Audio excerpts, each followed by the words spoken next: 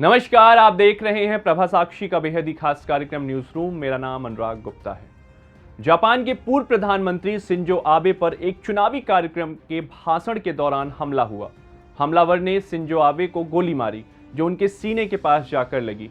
गोली लगने के बाद शिंजो आबे को दिल का दौरा पड़ा, जिसके तुरंत बाद एयर एम्बुलेंस की मदद से उन्हें अस्पताल में भर्ती कराया गया। बताया जा रहा है कि शिंजो आबे की हालत बेहद नाजुक है, क्योंकि उनका काफी ज्यादा खून बह चुका है।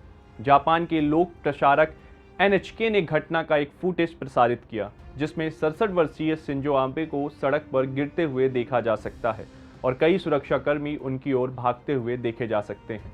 शिंजो आबे जब जमीन पर गिरे तो उन्होंने अपने सीने पर हाथ रखा हुआ था तथा उनका कमीज खून से सना हुआ था।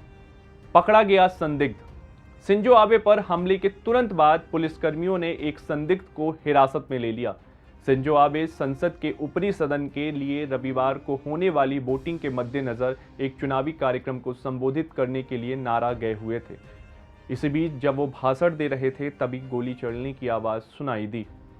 आपको बता दें कि पुलिस ने 41 वर्षीय एक संदिग्ध व्यक्ति को हिरासत में लिया है। उसका नाम यामागामी बताया जा रहा है, जिसके पास से एक बंदूक बरामद हुई है।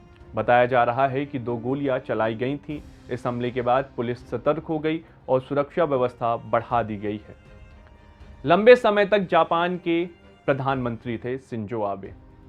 शिंजो आबे साल 2006 में पहली बार जापान के प्रधानमंत्री बने थे। हालांकि साल 2007 में बीमारी के चलते उन्होंने पद से इस्तीफा दे दिया था।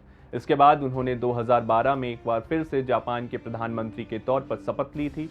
साल 2020 तक इस पद पर रहे। आपको बता दें कि शिंजो आबे ने 2020 में स्वास्थ्य का हवाला देते हुए प्रधानमंत्री पद से इस्तीफा दे दिया था। उस वक्त उन्होंने कहा था कि उनकी एक पुरानी बीमारी फिर से उभर आई है। उन्होंने कहा था कि अपने कई लक्ष्यों को अधूरा छोड़ने उनके लिए परेशान करने वाली बात है। उन्होंने सालों पहले उत्तर कोरिया द्वारा अगवा किए गए जापानी नागरिकों के मुद्दे, रूस के साथ क्षेत्रीय विवाद और जापान के युद्ध त्यागने वाले संविधान के संशोधन के मुद्दों को हल करने में अपनी नाकामी की बात की थी। जापान में अमेरिका के राजदूत रैम एमेनुअल ने शिंजो आबे को गोली मारे जाने की घटना पर दुख जताया और कहा कि शिंजो आबे जापान के एक उत्कृष्ट नेता और अमेरिका के मजबूत सहयोगी रहे हैं। अमेरिकी सरकार और लोग शिंजो आबे, उनके परिवार और जापान के लोगों की कुशलता के लिए प्रार्थना कर रहे हैं। हमले से स्तब्ध है राहुल गांधी। शिंजो आबे पर हुए हमले से कांग्रेस के पूर्व अध्यक्ष राहुल गांधी स्तब्ध हैं।